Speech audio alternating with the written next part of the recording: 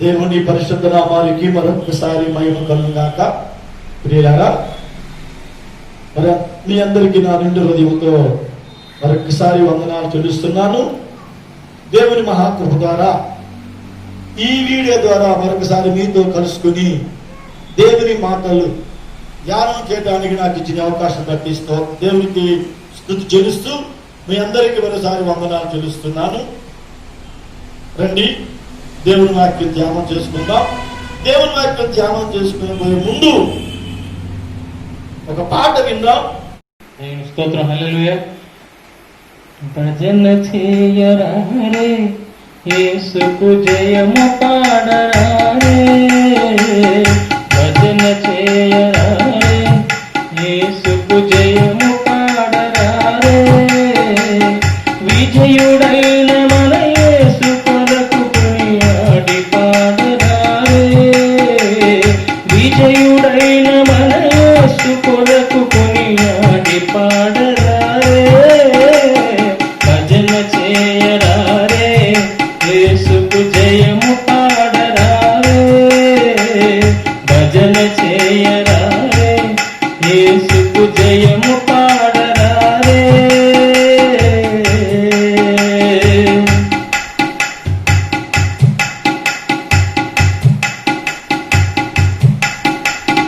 సజీవుడైన దేవుడు సమాధిలో ఎక్కలేడు. సజీవుడైన దేవుడు సమాధిలో ఎక్కలేడు. వేసిన ముద్ర వ్యర్థమాయె, మూసిన రాయి దొరిలింపబడే. వేసిన ముద్ర వ్యర్థమాయె, మూసిన రాయి దొరిలింపబడే. భజన చేయరారే, యేసుకు జయము పాడరారే. భజన చేయరారే, యేసుకు జయము పాడరారే.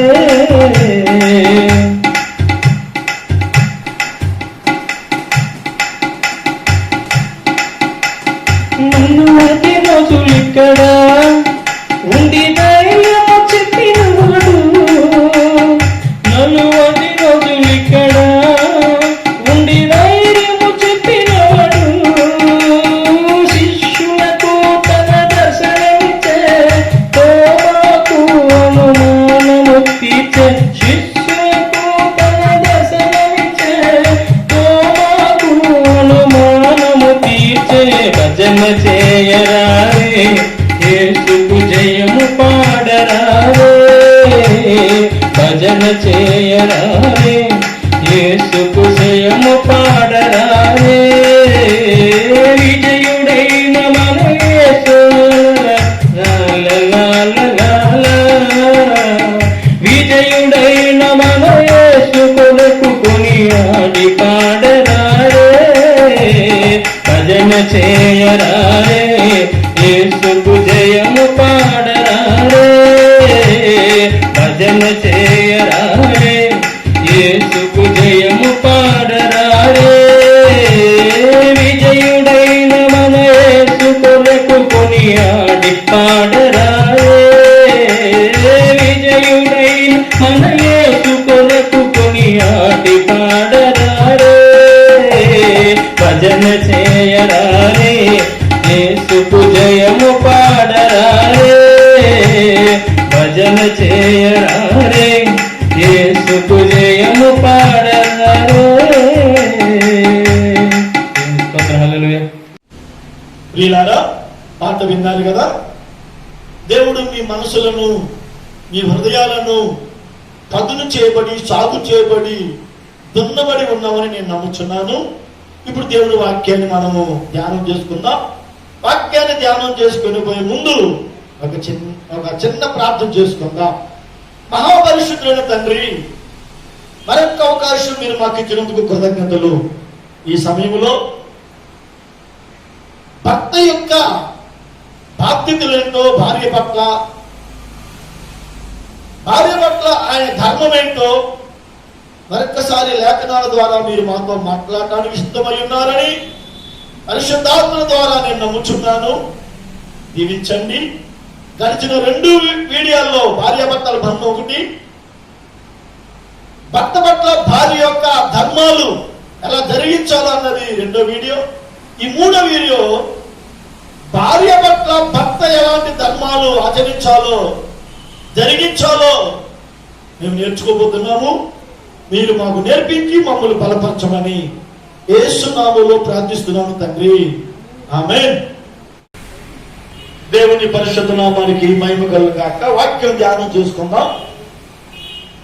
మన మెయిన్ వాక్యంగా 1 కొరింథీ పత్రిక 7వ అధ్యాయం 3వ వాక్యాన్ని మరొకసారి చదువుకుందాం. భర్త భార్యకును అలాగుననే భార్య భర్తకును వారి వారి ధర్మమును నడపవలెను. ఆమేన్. దేవుని ప్రియులారా, ఇంత ముందు వీడియోలో భార్య యొక్క ధర్మాలు ఏంటో మనం నేర్చుకున్నాం. ఇప్పుడు భర్త యొక్క ధర్మాలు నేర్చుకోబోతున్నాం. వాక్యం చెబుతుంది, ఒకరి పట్ల ఒకరి ధర్మాలు నడుపుకోవాలి. భార్య పట్ల భర్త ధర్మాలు, భర్త పట్ల భార్య ధర్మాలు, ఒకరు ఆ ధర్మాలను నడుపుకుంటూ కుటుంబాన్ని నడిపించుకోవాలని వాక్యం చెబుతుంది. కనుక పోయిన వీడియోలో భార్య ధర్మాలు ఏంటో నేర్చుకున్నాం.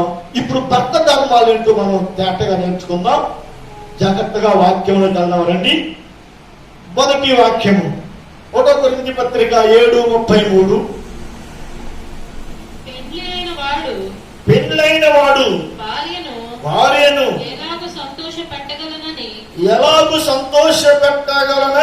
లోక విషయమైన వాటిని గూర్చి చింతించుచున్నాడు. దేవునికి స్తుతి కలుగును గాక. హల్లెలూయా. దేవుని ప్రియమైన బిడ్డలారా, భర్తలారా, నీ బాధ్యతలు ఏంటంటే, నెంబర్ 1, నిన్ను పెళ్లి చేసుకున్న నీ భార్యను నువ్వు ఏ విధముగా సంతోష పెట్టాలా అని ఆలోచన కలిగి ఉండు. నేనేం చేస్తే నా భార్య సంతోషపడింది? భార్యను సంతోష పెట్టడానికే నీవు జీవితాన్ని జీవించాలి. వాక్యం ఏం చెబుతుందంటే, పెళ్ళైన వాడు తన భార్య ఎలా సంతోష పెట్టాలో లోక విషయంలో ఆలోచన కలిగి ఉన్నాడు, చింతిస్తున్నాడు. కాబట్టి ప్రతి పురుషుడు భార్యను సంతోష పెట్టేవాడిగా ఉండాలి. దుఃఖ పెట్టకూడదు మిత్రమా. హలో, నీ భార్యను దుఃఖ పెట్టే స్థితిగా ఉండొద్దు. చాలా మంది భర్తలు భార్యను ఏడిపిస్తూ ఉంటారండి. ఎందుకు ఏడిపిస్తున్నారు? భార్యను ఏడిపిస్తే నీకు ఆనందమా? భార్యను ఏడిపిస్తే నీకు సంతోషమా? ఆమె ఏడుస్తుంటే నువ్వు సంబరం చేసుకుంటావా? ఏంటి సోదరా ఇది? చాలా మంది అసలు భార్యకు కనీసం ఒక సరైన మంచి చేరించి సంతోష పెట్టలేడు. పిసనారిగా ఉంటాడు. అక్కడ చూడు, అసలు పట్టించుకోడు. ఈడేదో గొప్ప నాయకుడు అయినట్టు ఆమెను చాలా హింస పెడుతూ శోధిస్తూ ఉంటాడు. నా ప్రియమైన సహోదరి సహోదరుడా, నీ భార్య తల్లిదండ్రులు విడిచిపెట్టి, కుటుంబాన్ని విడిచిపెట్టి నీ వైపు వచ్చేసింది, నీ వెనకాల పడి వచ్చేసింది. అలాంటప్పుడు తల్లి మాట విని నీ భార్యని కొడతావా?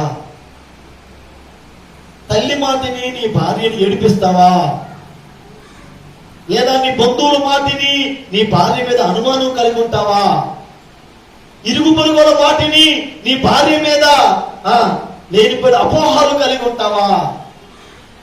దురుద్దేశాలతో, అనుమానాలతో వేధిస్తూ ఉంటావా నీ భార్యని? ఇది నీకు ధర్మమా? ఓ సహోదరుడా, అది నీకు మర్యాద కాదు. జాగ్రత్త. నీ భార్యను సంతోష పెట్టే విధంగా నువ్వు ప్రయత్నం రాని. నా భార్యకి ఏమిస్తే సంతోషపడింది, ఒక చేరిద్దాము, లేదా ఒక మంచి మాటలు చెబుతాము, కూర్చుందాము, ఆమెతో సమయం గడుపుదాము, ఆమె అచ్చట ముచ్చట తీరుద్దాము ఆమెను సంతోషపెడదాము అనే ఆలోచన నువ్వు కలిగి జీవించాలి సోదరా.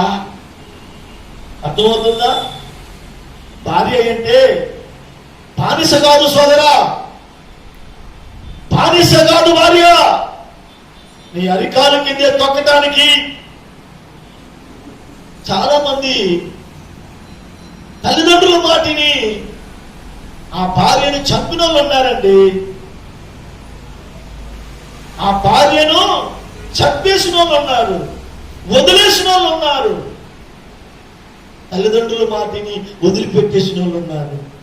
కాబట్టి నా ప్రియ సహోదరి సహోదరుడా, అది నీకు మంచిది కాదు. నీ భార్యను నమ్ము, ఆమెను సంతోషపెట్టగలిగితే ఆమె నీ జీవితాన్ని ఎంత సంతోషంగా నిన్ను సంతోషపెట్టిందో తెలుసా? కనుక నా ప్రియ సహోదరుడా, నీవు చింతించవలసింది ఏ విషయం తెలుసా? నా భార్యని ఎలా సంతోషపెట్టాలి, ఏమిస్తే నా భార్య సంతోషపడింది, ఏమి చేస్తే నా భార్య సంతోషపడింది, నా భార్య కంటే నాకు ఎక్కువ ఇంకేంటి, ఆమె నా జీవితంలో ఒక భాగం కాబట్టి నా భార్యను ఎప్పుడు కూడా సంతోషపెడతాను, కళ్ళంబట కన్నీరు రానివ్వను, నా భార్యను దుఃఖ పెట్టనని నువ్వు ఆలోచన చేసి నీ భార్యను సంతోషపెట్టడానికి ప్రయత్నించు. అర్థమవుతుందా సహోదరుడా? ప్రేమతో నేను మీకు చెప్తున్నాను, దేవుడిచ్చిన ఒక వరం నీ భార్య. నువ్వు ఒంటరి ఉండడం మంచిది కాక దేవుడికి ఇచ్చిన సహకారి నీ భార్య. ఆమె నీతో ఉంటే నీ జోలికి ఎవరు రారు. ఆమెను నువ్వు దుఃఖ పెట్టి ఏడిపించొద్దు, అనుమానంతో చూడొద్దు, ఆమె మీద నిందలేయొద్దు, ఆమెను బాధించొద్దు, కట్నము తేలేదని ఆమె హింసించొద్దు. జాగ్రత్త, తీర్పులోకి వెళ్తావు సోదరుడా, జాగ్రత్త. నీ భార్య గొప్పది. ఆ భార్యను సంతోషపెట్టడానికి ప్రయత్నించు. అర్థమైందా? ఒకవేళ నువ్వు సంతోషపెట్టవనుకో, నీ భార్య తిరుగుబడిందా, నీ జీవితంలో ఎందుకు పనికిరా. అర్థమైందా? కుటుంబాలు కట్టాలన్నా పాడు చేయాలన్నా భార్య చేతిలో ఉంది కానీ భర్త చేతిలో లేదు. కనుక నీ కుటుంబాన్ని నాశనం చేసుకుంటావా? వద్దు. నీ భార్యను సంతోషపెట్టి సమాజంలో నీ కుటుంబాన్ని ఒక ఉన్నతమైన స్థానంలో నిలబెట్టాలని నేను ఆశిస్తూ ఉన్నాను. దేవుడు నిన్ను దీవించును గాక. మరొక్క విషయం, 1 పేతురు పత్రిక 3వ అధ్యాయం 7వ వాక్యం చదువుకుందాం. అటువలనే పురుషులారా, జీవమును కృపావరములలో మీ భార్యలు మీతో పాలువారై ఉన్నారని ఎరిగి ఎక్కువ బలహీనమైన ఘటమని భార్యను సన్మానించి మీ ప్రార్థనలకు అభ్యంతరం కలుగుకుంటున్నట్లు జ్ఞానము చొప్పున వారితో కాపురము చేయండి. ఆమేన్. పురుషులారా, మరొక బాధ్యతను మీకు నేను తెలియజేస్తున్నాను. అదేంటంటే, జీవమును కృపావరములో మీ భార్యలు మీతో పాలువారై ఉన్నారని ఎరిగి ఎక్కువ బలహీన ఘటమని ఎంచి భార్యను సన్మానించాలి. ఈ జీవం అనే కృపావరములో, ఈ జీవితం అనే కృపావరములో నీ భార్య ఎలాంటిది? పాలి భాగస్తురాలు, అంటే నీలో సగం భాగస్తురాలు, పార్ట్నర్. కనుక నీ పార్ట్నర్ ని నువ్వేం చేయాలి తెలుసా? సన్మానించాలి. భార్యను సన్మానిస్తే ఆవిడ నీకు అన్ని మేలు చేసి పెట్టింది. ఆమె బలహీనమైన ఘటమని ఎంచి ఆమెను సన్మానించాలి. ఇంకేమంటున్నాడు? మీ ప్రార్థనకు అభ్యంతరం కలగకున్నట్లు జ్ఞానము చొప్పున వారితో కాపురం చేయాలి. భార్యతో ఎలా కాపురం చేయాలనుకుంటున్నావు సోదరా? జ్ఞానముతో.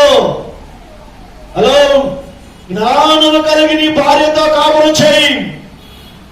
అజ్ఞానిగా కాపురం చేయొద్దు, జ్ఞానముతో కాపురం చేయి.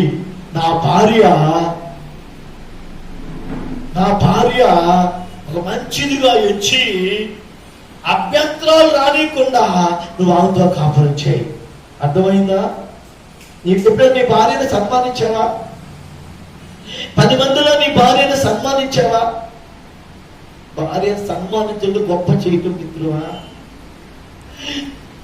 నీ భార్యను నువ్వు గొప్ప చేసినప్పుడు ఆమె ఎంత ఆనందంగా పుట్టిపోద్ది, ఆమె ఎంత సంతోషంగా ఉండిపోద్ది. నిజమే, నా భర్త ఎంత గొప్పవాడా, ఎంత మంచివాడా, సమాజంలో నాకు ఎంత విలువిస్తున్నాడా, ఎంత గౌరవిస్తున్నాడా, నేనంటే ఎంత ఇష్టమా అని నీ భార్య ఎంత పొంగిపోద్దో ఒకసారి ఆలోచించే. ఎప్పుడైనా నీ భార్యను సన్మానించావా?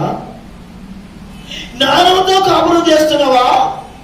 నీ మాట వినకపోతే ఎదురు తిరుగుతున్నావా, హింసిస్తున్నావా, బాధిస్తున్నావా? సోదరా, ఆలోచించు. ఎందుకయ్యా దేవుడు నీకు భార్యని ఇచ్చింది? ఆ భార్యను ఎందుకు ఇచ్చాడు? ఆమెను సన్మానించి నీ జీవితంలో ఒక సగం భాగస్తురాల పార్ట్నర్షిప్ ఆవిడ. నీ జీవితానికి ఒక సగం భాగం ఆవిడ. ఆవిడను సంతోషపెడితే, ఆవిడను సన్మానిస్తే, జ్ఞానంతో ఆవిడతో నడుచుకుంటే నీ జీవితం 3 పూలు 6 కాయలుగా సాగిపోతుంది. సోదరా, గుర్తుంచుకో, ఆలోచన చేసుకో. అర్థమైందా? నువ్వు మూర్ఖుడిగా ప్రవర్తించొద్దు. నీ భార్య విషయంలో జ్ఞానముతో కాపురం వచ్చాయి. ఒకవేళ ఈ విషయంలో చింతిస్తుంటే ఆ చింతిస్తున్న విషయం దగ్గరికి వెళ్ళి చార తీసుకుని ఏం కావాలి, ఏంటి నీకని అడిగి ఆమె చింతను తీర్చడానికి ప్రయత్నించే, ఆమె దుఃఖాన్ని అర్థం చేయడానికి ప్రయత్నించే, ఆమె మనసు అర్థం చేసుకోవడానికి ప్రయత్నించే.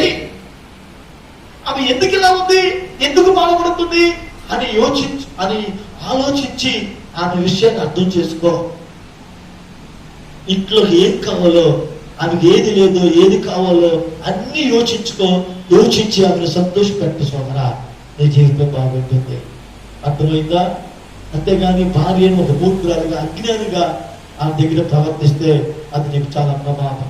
దేవునికి స్తోత్రం కలుగుగాక. ఇక 3వ వాక్యం నేర్చుకుందాం. ఎఫెసీ పత్రిక 5:28. అటువలనే పురుషుడు కూడా తన సొంత శరీరము వలె తమ భార్యను ప్రేమింపబద్ధులై ఉన్నాడు. చాలు. ఓ సహోదరుడా, నీ భార్యని ఎలా ప్రేమించాలి నువ్వు అంటే దానికి అర్థం బైబుల్ ఏం చెబుతుందంటే, నీ శరీరాన్ని నువ్వు ఎలా ప్రేమించుకుంటున్నావు? నీ శరీరానికి ఏమైనా లోటు చేస్తున్నావా? నీ శరీరాన్ని గాయపరుస్తున్నావా? నీ శరీరానికి ఏమైనా పట్టలేకపోతే తక్కువ చేస్తున్నావా?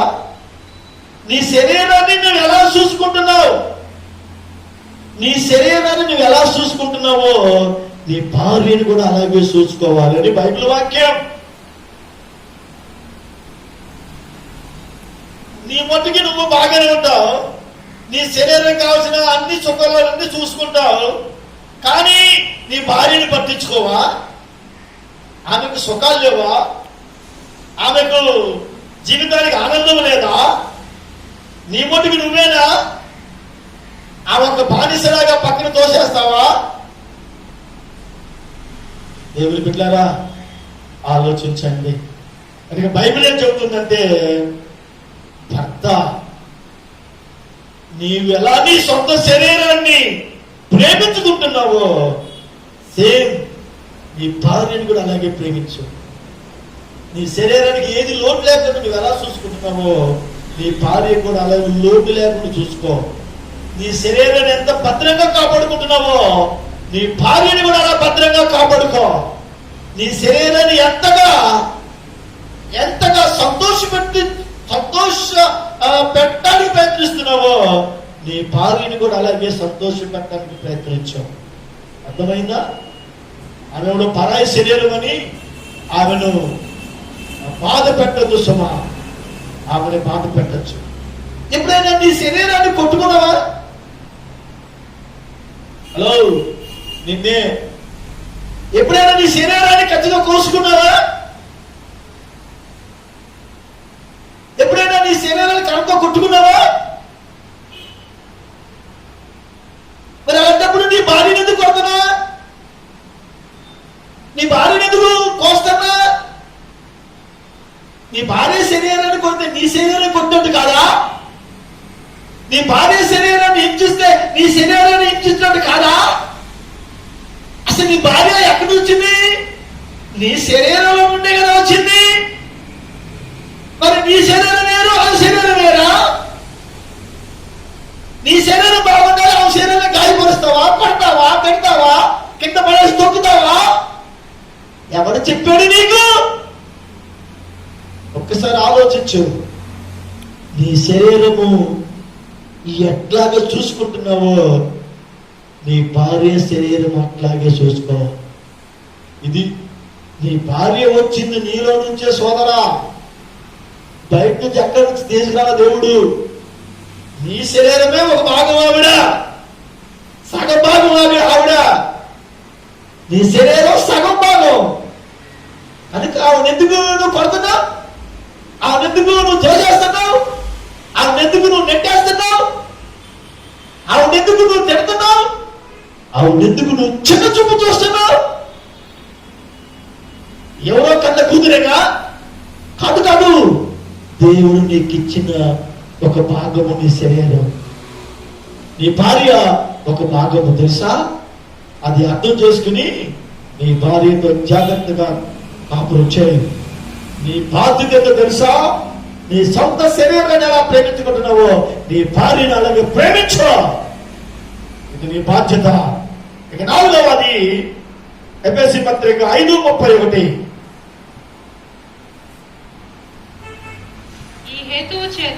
ఈ హేతువు చేత పురుషుడు తన తండ్రిని తల్లిని విడిచి తన భార్యను హత్తుకొనవలెను.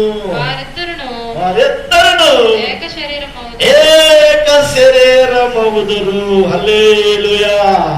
పురుషుడా, నీ బాధ్యత ఏంటో తెలుసా? నీ భార్యను హత్తుకోవాలి. హల్లెలూయా. హత్తుకోవాలంటే నీ మధ్యలో ఎలాంటి అరమరికలు ఉండకూడదు సోదరా. నీ తల్లిని తండ్రిని విడిచిపెట్టి నీ భార్యను హత్తుకోవాలని వాక్యము. అంటే ఆవిడెవడు? నీ శరీరంలో సగం. మీరు ఏక శరీరంగా ఉండాలి, ఒకే శరీరంగా ఉండాలి, ఒకే మనసుగా ఉండాలి, ఒకే హృదయంగా ఉండాలి, ఒకే ఆలోచనగా, ఒకే తలంపులలో ఒకే రీతిగా ఉండాలని దేవుడు ఉద్దేశం. నీ భార్య వేరు కాదురా, నీ భార్య నీలో సగం భాగం. కనుక నీ భార్యను ఏం చేయాలి? నువ్వు హత్తుకోవాలి. హల్లెలూయా. హత్తుకోవాలి, కౌగిట్లో హత్తుకోవాలి. హల్లెలూయా. ఏం చేయాలండి? ఏం చేయాలి? హత్తుకోవాలి సోదరా. అర్థమైందా? తల్లిని తండ్రిని అందరిని విడిచిపెట్టి, కుటుంబాన్ని విడిచిపెట్టి నీ ఎంట పడి వస్తుంది. నీవు ఎక్కడ పెడితే అక్కడికి వెళ్తుంది, ఏమి పెడితే తింటుంది, ఎక్కడ ఉండమంటే అక్కడ ఉంటుంది. ఆమె తల్లిదండ్రులు ఆమె విడిచిపెడుతుంది. మరి నీవు నీ తల్లిదండ్రులు విడిచిపెట్టి నువ్వు ఆమెను హత్తుకోవాలి. ఆమె నువ్వు హత్తుకున్నప్పుడే నువ్వు నిజమైన భర్తవి. ఆమెకు గాయం తగలకుండా నువ్వు కాపాడినప్పుడే నువ్వు నిజమైన భర్తవి. అర్థమవుతుందా? నేను అంటాను మాట, ఆవిడికి జీవితంలో తల్లి అయినా నువ్వే, తండ్రి అయినా నువ్వే, అన్ని నువ్వే చూసుకోవాలి. అది నీ భార్యకు సర్వము నీవై ఉండాలి. అర్థమవుతుందా? సమస్తము నీవై ఉంటేనే నువ్వు నిజమైన భర్తవి. అర్థం చేసుకో. హత్తుకోకుండా భార్యను ద్వేషించొద్దు మిత్రులారా. చాలా మంది దినాన్న భార్య విషయంలో చాలా అనాలోచనగా ప్రవర్తిస్తున్నారు. సమాజాన్ని నాశనం చేసుకుంటున్నారు, కుటుంబాన్ని పాడు చేసుకుంటున్నారు. ఎందుకో తెలుసా? భార్య యొక్క జీవితం ఏంటో అర్థం కాక. అర్థం చేసుకోండి. ఎప్పటికైనా జాగ్రత్తగా అర్థం చేసుకోండి. జాగ్రత్త కలిగి ఉంటారని నేను మీకు పరిశుద్ధాత్మ ద్వారా ఆత్మ సహాయంతో ఈ భార్యాభర్తల యొక్క ధర్మాలు, వారి ధర్మాలు వాక్యముల నుంచి వివరించి మీకు తెలియజేస్తున్నాను. ప్రియులారా, మర్చిపోవద్దు. మర్చిపోవద్దు. ఎన్నడూ కూడా నువ్వు మర్చిపోవద్దు. భార్య భర్తల యొక్క బాంధవ్యం ఎంత గొప్పదో, వారి ధర్మాలు ఎంత గొప్పవో ఇవి నేర్చుకుని నీ జీవితంలో ముందుకు సాగాలని నేను ఆశిస్తున్నా. మాటలు ముగిస్తున్నాను. దేవుడు మిమ్మల్ని దీవించిన గాక. ఆమె ప్రార్థన చేస్తాను. పరలోకమందున్న మా తండ్రి, భార్య పట్ల భర్త బాధ్యతలు ఏంటో ఈ రోజు మాకు తెలియజేసినందుకు కృతజ్ఞతలు. దీవించి ప్రతి ఒక్క భర్త భార్య పట్ల ఇంటి ధర్మాలు కలిగి బ్రతకాలని నేను ఆశపడుతూ ఉన్నాను. అయ్యా, ఈ సమాజంలో భార్యాభర్తల యొక్క బాంధవ్యం ఎంత గొప్పదో, భార్యాభర్తల బాంధవ్యం నిలబడాలంటే వారి వారి ధర్మాలు ఎంత గొప్పవో, ఒకరి ఒకరు ఆ ధర్మాలను పాటించుకుంటూ అనుసరించుకుంటూ ముందుకు సాగేవారిగా సహాయం చేయండి. అయ్యా, భర్త భార్యను హత్తుకోవాలి. భార్యను కాక మరొక దానిని హత్తుకుంటే జీవితాలు ఎంత నష్టం అవుతుందో సమాజంలో మేము చూస్తున్నాం. సహాయం చేయండి. భర్త భార్యను సంతోష పెట్టాలి. భర్త భార్యను సన్మానించి జ్ఞానంతో కాపురం చేయాలి. భర్త సొంత శరీరం వలె తన భార్యను ప్రేమించాలి. భర్త హత్తుకోవాలి భార్యను. ఇట్టి ధర్మాలు కలిగి ఒకరినొకరు అర్థం చేసుకుని బ్రతకటానికి ఈ సహాయం అందించుకొని నేను కోరుకుంటూ యేసు నామములో ప్రార్థిస్తున్నాను తండ్రి. ఆమేన్. తండ్రి, కుమార, పరిశుద్ధాత్మ త్రియేక దేవుడు భార్య భర్తలందరికీ తోడయుండి కాపాడును గాక. ఆమేన్.